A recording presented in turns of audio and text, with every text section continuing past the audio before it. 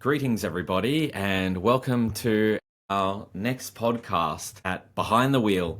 This is your host and the founder of Gen Physio, Jordan, here presenting, and we have the lovely Jiatong, one of our South Brisbane OTs, coming up to 2 years with us, and really excited to have Jiatong on the podcast today. We're going to be talking about her personal journey and story into OT, the world of OT, and we're going to talk about her experiences in the community, and we're going to get some pretty cool insights on how Jiatong works with her clients, what's in her car, what a day looks like, and have a little bit of fun along the way. So without further ado, Jiatong, welcome to the podcast.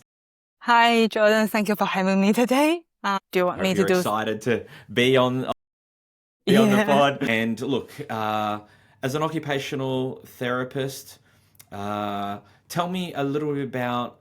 This is one of my favorite first questions: is journey into OT. What because we know there's so many great different allied health disciplines that you can go down. There's so many different roads. Tell me about what gave you the idea of wanting to be an occupational therapist. Where did it first start? So it's really start from early. When I was in high school, I was an athlete. And by the meantime, my family, they all work in hospital as maybe specialist or some working as nurse. And I chose to study kinesiology as my major in the uni. But for the kinesiology, it's more like helping athletes to achieve the best performance. And for me, I prefer to work in clinical area like my families. So I explored some like master degrees options of what I can do as a kinesiology student. Two main degrees are like physiotherapist and OT. For the pre-requirement, 2 options. Yes, 2 options. So you narrowed it right down. Yeah. Great. Okay. And from the list our uni provided to me, for the physiotherapist, if I want to get into that program, I need to take biology as my pre-requirement. I enrolled in that course. I stepped into the classroom. I dropped the course. It's just not my thing. And And I explored OT, and I have no idea of what OT is at the moment, actually. OT definitely has its own pre-requirements. We do have anatomies, we do have physiologies, and we need like a lot of psychology courses as a pre-requirement of getting into the program. So I took the psychology courses. And then I graduated. I applied for the OT program.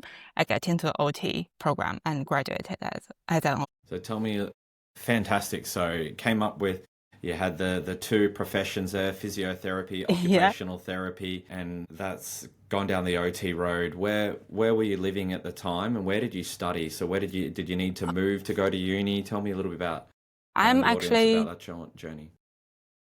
I'm from China. And all of my families are in China. They work in hospital in China. I studied my undergrad in America. And wow. Yeah, that's why I say kinesiology. I don't think that's a common word here in Australia.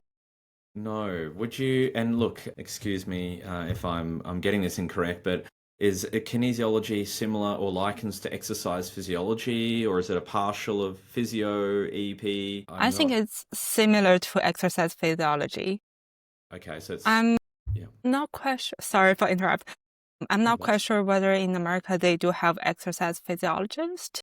I'm not sure, but because from the uni, the information provided to us, like we will be the personal trainer after graduate. So I don't really want to be that.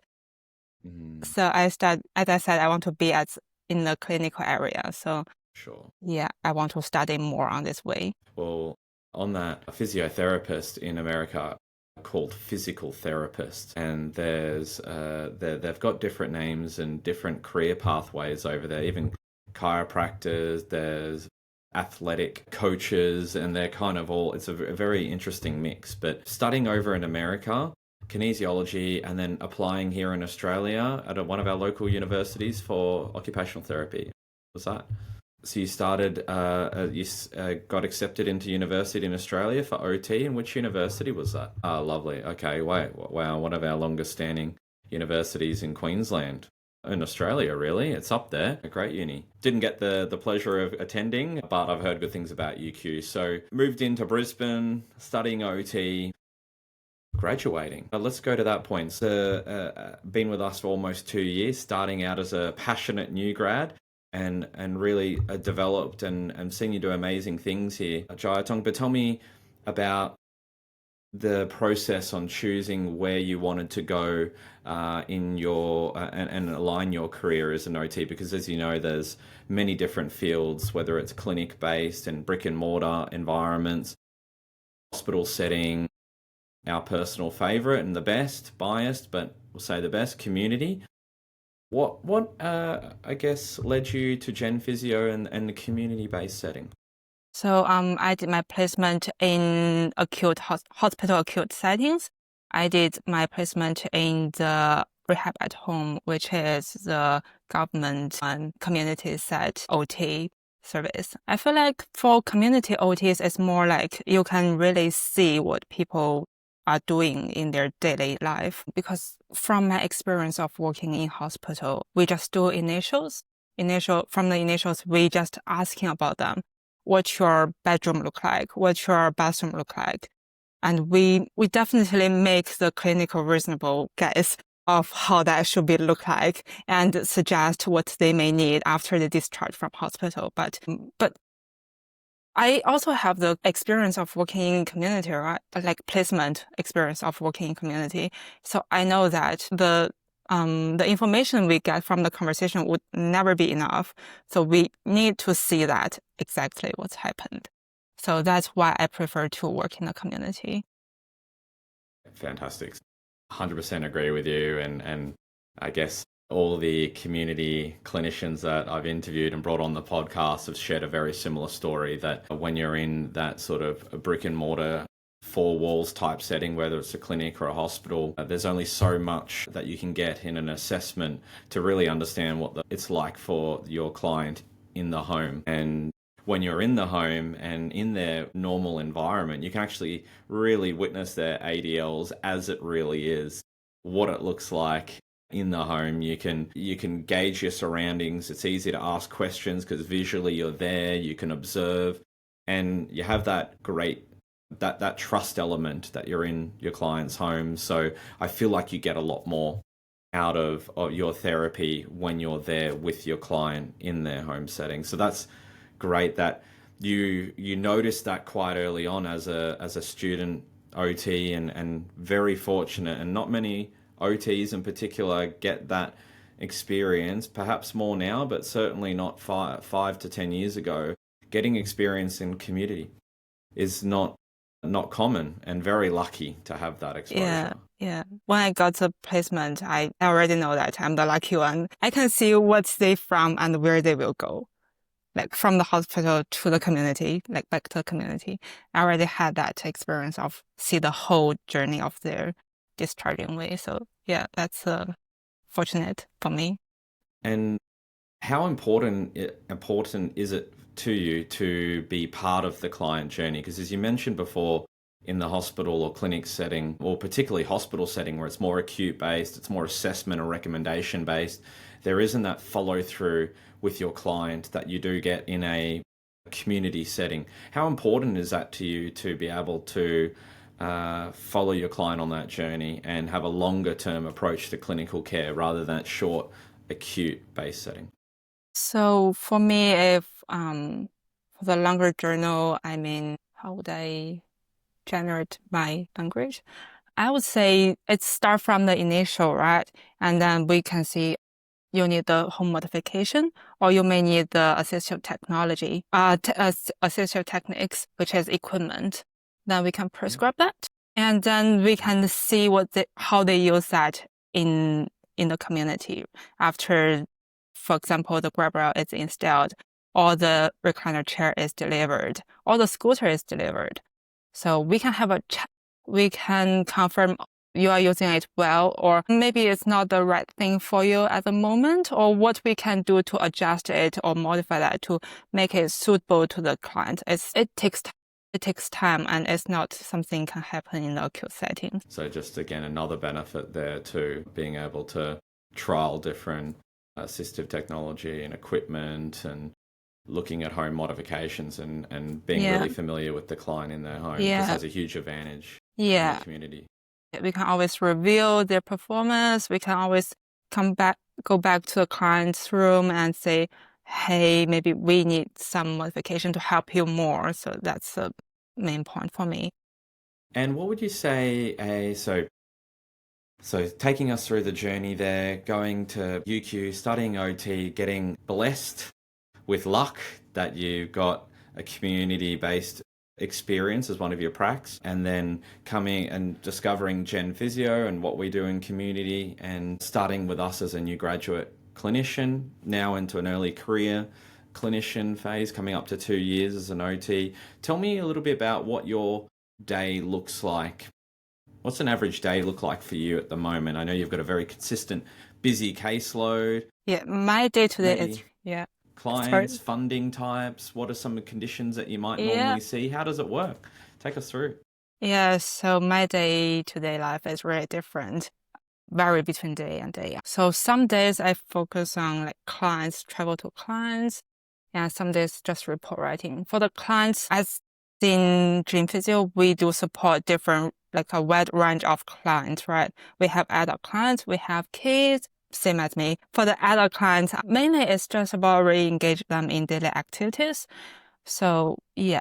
So there's another story for the what is occupational therapist. Yeah, so I've been asked for this question from many people, my family members, my friends' family members, all of them come to me.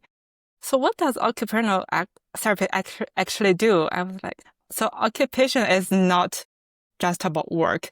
It's about every task in our life. So it could be cooking, could be eating, could be using the toilet.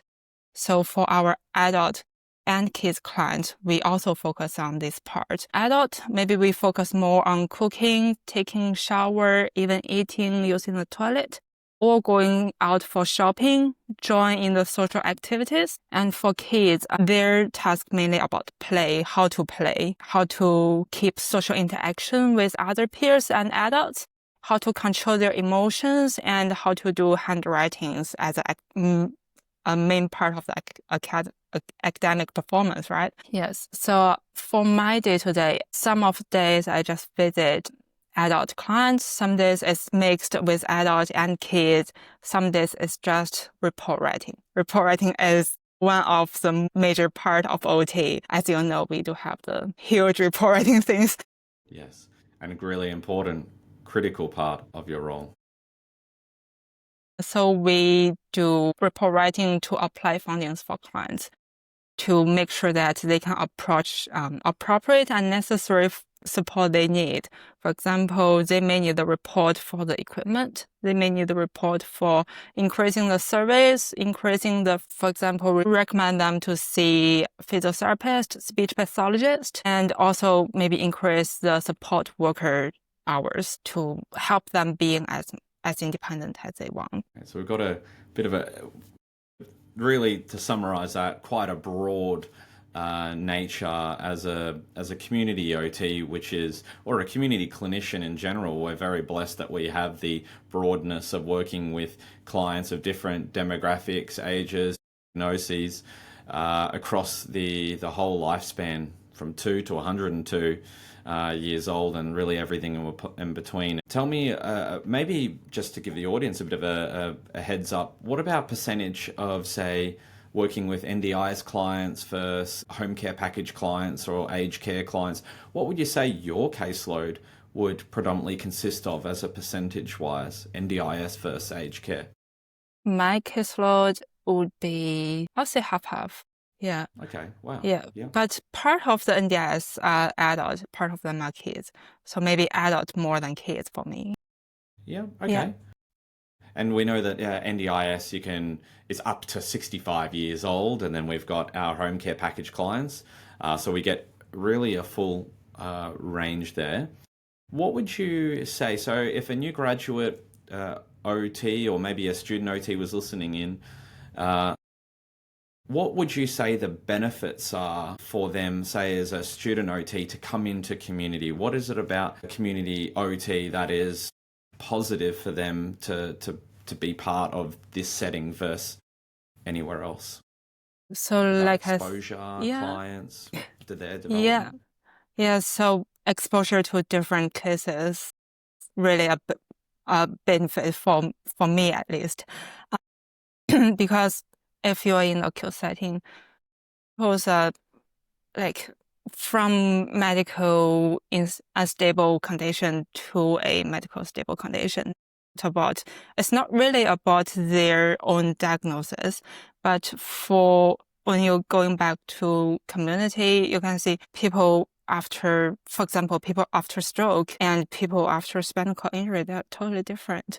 And you can see different caseload, like you can see aged people, you can see kids, and that's not gonna happen if you're just working in the hospital setting. Yeah, True. so yeah, that's for me, like having different caseload is a benefit for me to learn more in a shorter time. Yeah, hit the nail right there. And that's really critical. And that's not for everyone too. Some OTs find comfort and they're wanting to do something consistent and a little bit more focused rather than having a broad caseload. They feel comfortable. But the great thing about community is when you come to a setting that we offer here or any community setting is that you're going to have a great broad range of clients. You're going to be really tested in your skill sets, which initially definitely is a harder learning curve, right? But in terms of your career development and opportunities and your ability to grow is so much more rapid and evolving in a community setting, which is fantastic for the early career clinicians who are wanting that diversity and being challenged with different presentations of Yeah. clients. And for new grad program, I was in the new grad program, and we do have really Still good. alive and kicking too, and doing well, Yeah. which is great. So we've succeeded there. We do have really good supervisor team. They provide a lot of help. We can always access to them and ask questions if we have any hesitation. Yeah, that's very important for me for keep working and keep alive in here. Yeah, of course. So, I mean, touching on that, how important is it to you to have team leaders or team managers and clinical supervisors in your network to support you as a early grad clinician? 100% important. Yes, Right. because sometimes we do have, as new grad last year, we do have some condition we not really sure how to deal with. For example, maybe about the funding part, maybe about Yeah. yeah, so maybe about the clinical questions. So it's really good to have the weekly one-on-one team leader meetings and also the regular supervisor meetings. So I can throw my questions to them and they will just back to me and help me. And you felt that the support from our leaders was really important to you, and that's helped you particularly in your new graduate year. Shout out to all our Gen Physio leaders for the amazing work you do. You heard it here from Jiatong, and she's very thankful for all that previous and ongoing support too. So that's really great to hear. It's really important to be led and have those leaders who are passionate about community too, are passionate about their discipline, passionate about helping you perform your very best, and really proud to hear that that's been a positive factor for you here at Gen Physio. Great.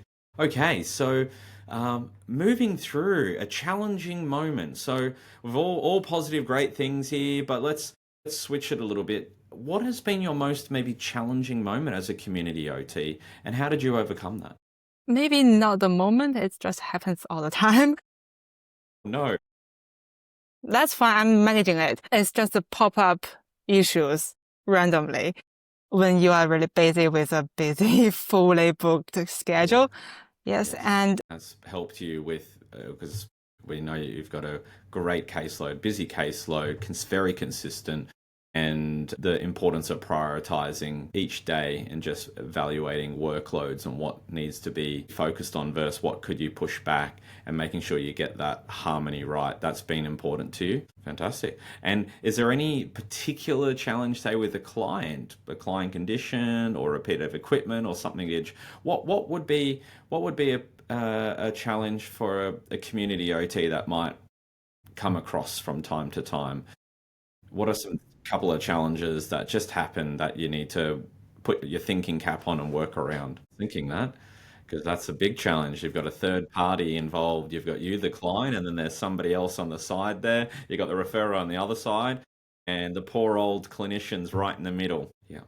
Well, the great thing about equipment is that when you get it right, whether it's a modification or assistive technology, mobility equipment, whatever, the amount of leap forward in impact is significant. Whereas us physios have to really push the long journey of home exercise programs, strengthening, building up the capacity to walk 5, 10, 15 meters at times. Whereas if you get the right power wheelchair or the right device that just fits perfectly with the client and is clinically safe, the benefit and result can be so big, which is fantastic. But that coordination of third party does add to the complexity of your general therapy and consult time, right? Great. Okay. So past the challenging parts, I want to go beyond the uniform. Let's talk about you, Jiatong, on a personal level. So to help the audience get to know you outside of being an OT, you've come from a family of healthcare professionals, which is fantastic.